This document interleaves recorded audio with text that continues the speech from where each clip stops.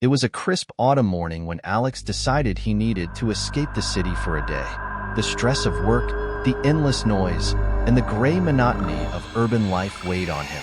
The forest, with its familiar trails and whispering leaves, was his sanctuary. Today, however, as he loaded up his backpack with supplies and set off on his favorite trail, something felt different. He couldn't put his finger on it. Maybe it was the dense fog rolling between the trees or the silence that seemed to smother the usual forest sounds. The air was cold and sharp as he walked deeper into the woods, his breath misting before him. Normally, the birds sang cheerily and squirrels darted around in the undergrowth. But today, the forest was still. It was as if the whole place was holding its breath, waiting. Alex shrugged off the unease, telling himself it was just his imagination. Maybe it was just one of those quiet mornings.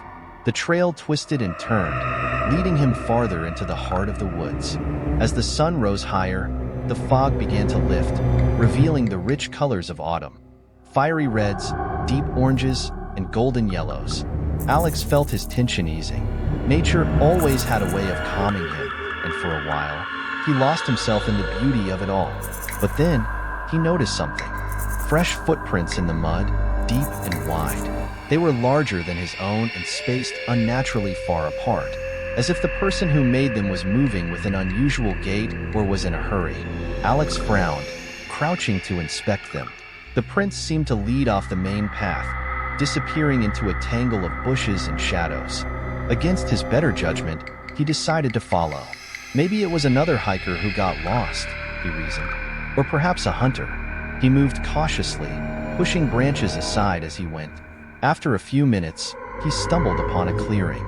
In the center was something that made his blood run cold. A small, rusty butcher's knife, its blade half buried in the trunk of a tree. Carved above it were the words "Turn back." Alex felt a jolt of fear. This wasn't normal. His instincts screamed at him to leave, to get back to the trail and head home. But curiosity held him in place for just a moment longer. He reached out to touch the knife's handle, feeling the cold metal beneath his fingertips. Suddenly, a distant sound broke the silence, a heavy crunch, like boots on leaves. He spun around, heart racing, but saw nothing. The forest was still again, though the tension in the air was palpable. Alex's pulse quickened. He began backing away, eyes scanning the trees. The feeling of being watched crept up his spine, but he couldn't see anyone. Just as he turned to retrace his steps, the sound came again, closer this time. Heavy and deliberate, like someone stalking him. Alex's instincts finally kicked in.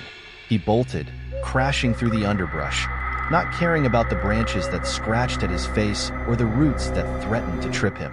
The footsteps behind him quickened, echoing his own. He glanced over his shoulder, catching a glimpse of movement, a tall, shadowy figure moving swiftly between the trees. The man wore an apron, stained a deep, sickly red. Alex's heart hammered in his chest. Desperate, Alex pushed himself faster, the forest blurring around him. After what felt like an eternity, he spotted the trailhead through the trees. Relief washed over him as he burst into the open, his car just ahead. He fumbled for his keys, hands shaking uncontrollably as he unlocked the door and threw himself inside. His fingers struggled to start the engine, his eyes glued to the rearview mirror. There, at the edge of the forest, the figure stood. The butcher.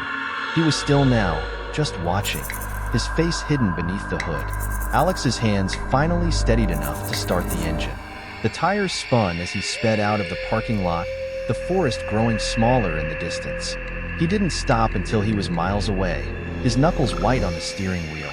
Back at home, Alex felt a strange mixture of relief and lingering dread. He triple-checked all his locks and closed every curtain, convincing himself that it was over. There was no way the man could have followed him this far. The city was safe, crowded, loud, and bustling with people. He made himself a cup of tea, trying to steady his nerves. The following days passed in a haze of paranoia. Every sound seemed too loud. Every shadow in his apartment seemed to stretch a little too long. He jumped at the creak of floorboards and the distant hum of traffic. But as the days turned into a week, he started to relax.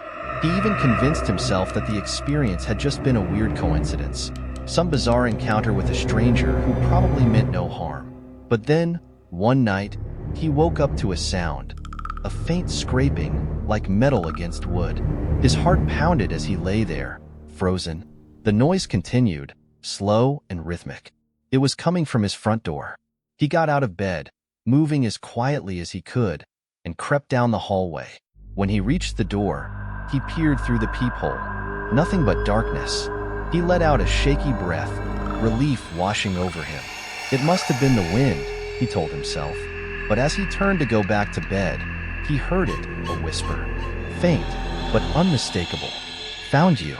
Alex stumbled backward, his heart thudding in his chest. The door rattled violently as something heavy slammed against it. The hinges groaned under the strain, with splintering.